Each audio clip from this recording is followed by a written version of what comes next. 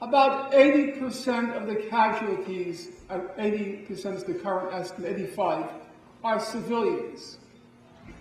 1/3 are children.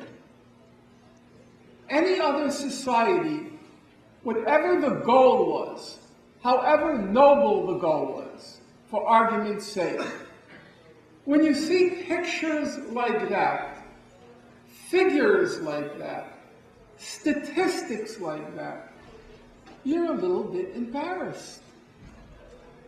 But the opinion polls and all the available information shows, as Gideon Levy said in the comments I quoted, he says the public's shocking indifference to these figures is incomprehensible.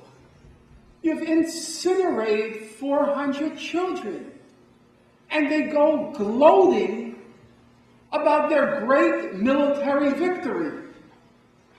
If the killing ratio is 100-1, a rational person knows this was not a display of military prowess. This is a slaughter. It's shooting fish in a barrel. And yet they gloat. Now there's something positively bizarre about that. He calls it incomprehensible. And as the massacre unfolded, Avi Shleim, the Israeli-born historian in Oxford, he called the war insane. Another person called it mad. There was just a sheer lunacy about it. There was even a lunacy about the conclusion. You think you restored the Arab world's fear of your military when you committed that massacre in Gaza? You think you've now instilled fear of your soldiers?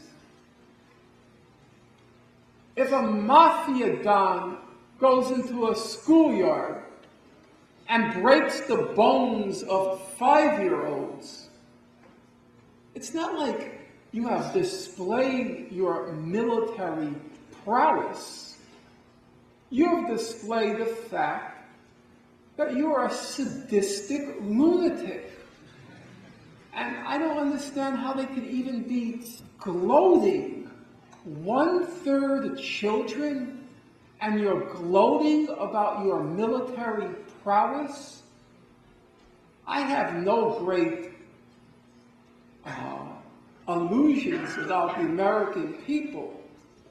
But I cannot imagine if they saw those figures, they would be proud. There's just something seriously awry in that place.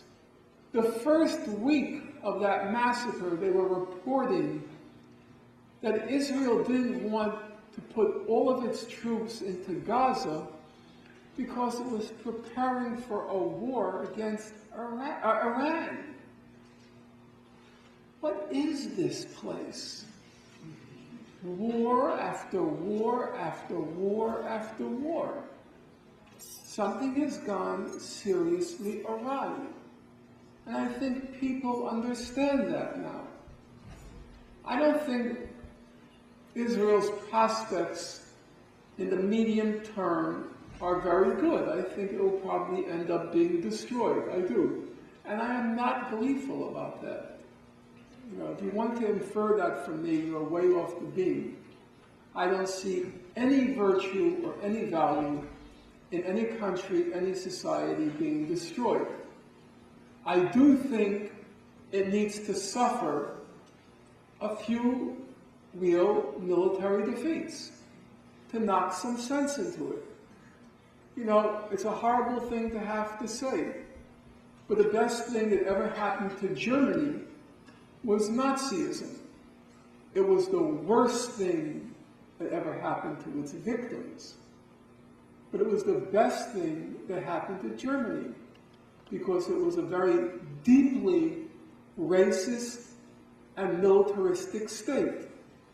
And after the defeat it suffered in World War II, that defeat at a horrific price for its victims, but that defeat broke the back of German racism and German militarism.